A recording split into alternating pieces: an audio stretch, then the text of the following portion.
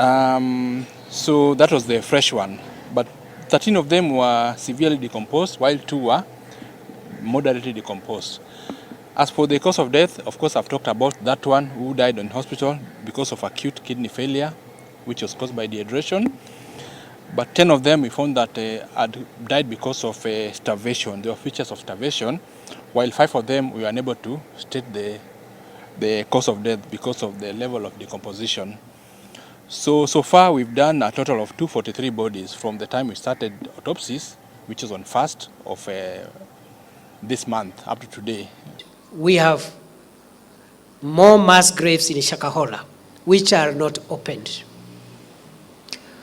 We'll start opening those graves on Monday, once the current phase of postmortems of the last cohort of bodies is concluded at the end of the week. We are also going to take new measures which are announced from that space